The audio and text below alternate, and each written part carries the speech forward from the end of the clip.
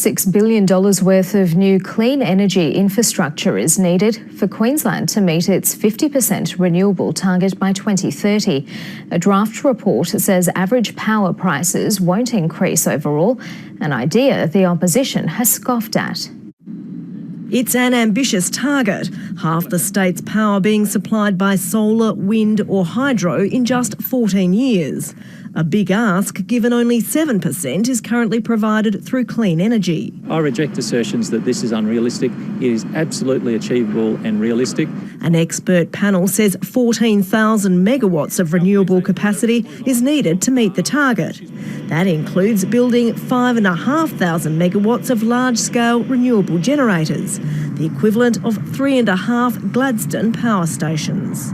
The private sector is expected to come to the party, creating more than 6,000 jobs. But the draft report says any expected clawback of their $6 billion investment would be offset by lower power prices.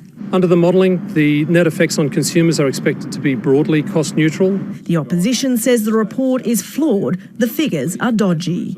Power prices are going to go up if this plan is implemented.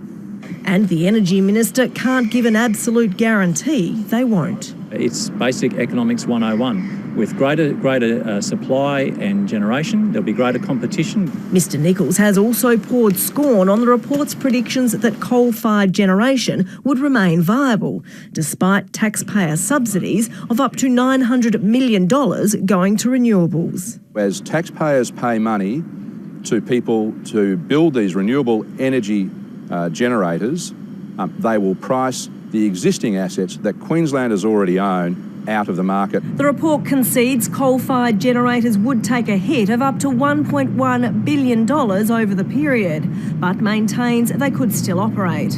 Whether they choose to wear the squeezed margins is up to them. A final report will be presented by the end of the year. Leonie Mellor, ABC News, Brisbane.